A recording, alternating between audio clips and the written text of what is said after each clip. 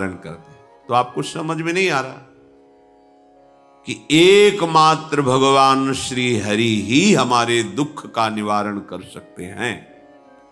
हमें कहीं भागने दौड़ने की जरूरत नहीं है।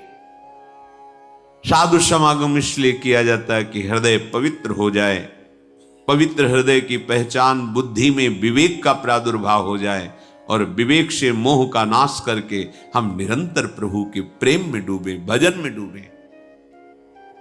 सबने एक साथ मिलकर के विचार किया कि महासुख सिंधु प्रभु से विनय करनी तो कहां जाया जाए, वैकुंठ चले, किसी ने कहा क्षीर सागर चले। अपनी अपनी भावना व्यक्त कर रहे थे। तेहि समाज गिरजा में रहू, अवसर पाई वचन एक कहू, हरि व्यापक सर्वत्र समाना, प्रेम ते प्रगट होई मैं जाना। हे गिरिजा, परम वैष्णवाचार्य भगवान महादेव जी कहते हैं, उस देव समुदाय में हम भी थे। हमने कहा कि हमारे तो हृदय में बात ऐसी आती है कि कहीं भागने की जरूरत नहीं है। हरि व्यापक सर्वत्र समाना, जैसे वो वैकुंठ में विराजमान है, क्षीर समुद्र में विराजमान है, ऐसे कण कण में विराजमान है।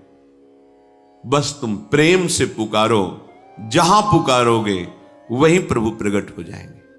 नाम बाणी जहां, श्याम श्यामा तहां,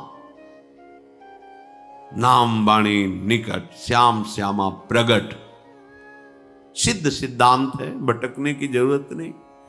जहां हो वहीं से प्रिया प्रीतम का नाम पुकारो, नाम कीर्तन करो, उनकी लीलाओं का गायन करो, सबको सुख देने की भावना करो। देखो तुम्हारी दृष्टि बदलती चली जाएगी, भगवत साक्षात्कार करने की योग्यता आने लगेगी। ऐसा ही हुआ। सबने मिलकर के श्री भगवान को विनय पूर्वक आर्त भाव से पुकारा। आकाशवाणी हुई, निर्भय हो जाओ, निश्चिंत हो जाओ, मैं स्वयं अपने अंशों के सहित अवतार लेकर इस भूमि का भार हरण करूंगा। तुम सब बड़े बड़े जो देवता हो, जाओ हमारी लीला में सुख लेने के लिए सब ऋक्ष वानर आदि का रूप धारण करो। ब्रह्मा जी, महादेव जी, बड़े बड़े ईश्वर कोटि के लोकपाल बहुत प्रसन्न हुए, क्योंकि भगवद वाणी सत्य है, त्रिकाल सत्य है। सबको विश्वास हो गया कि अब मारा तो जाएगा ये महासुर, जिसको लगता था कोई ना मंत्र के द्वारा मार सकता है ना अस्त्र के द्वारा मार सकता है। स्वयं श्री भगवान पधार रहे। भगवान ने जो निरंतर भजन प्राण रहते हैं, कश्यप जी, अदिति जी, वो भगवान के वात्सल्य में भरे थे। प्रभु जब प्रकट हुए तो उनसे कहा, मुझे आप जैसा पुत्र चाहिए। प्रभु ने कहा कि मेरे जैसा तो मैं ही हूं, अद्वितीय हूं, दूसरा कोई है नहीं, मैं ही अवतरित होऊंगा। भजन में देखो कितनी सामर्थ्य है। जगत पिता को पुत्र रूप में प्राप्त कर रहे हैं।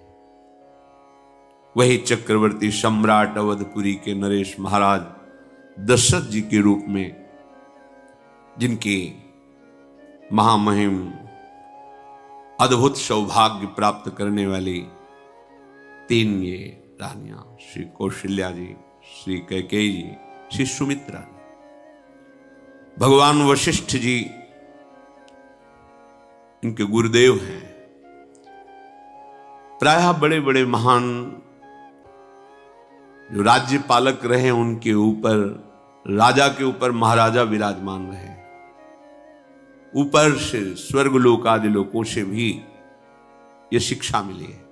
देवराजेंद्र तो भगवान बृहस्पति, दैत्यराज बलि तो भगवान शुक्राचार्य, जनक जी तो सदानंद जी महाराज, दशरथ जी तो वशिष्ठ जी महाराज। ऐसा था, क्योंकि जहां हमारा विवेक काम नहीं करता, वहां ये ब्रह्मबोध संपन्न महापुरुष तत्काल हमको संभालते हैं।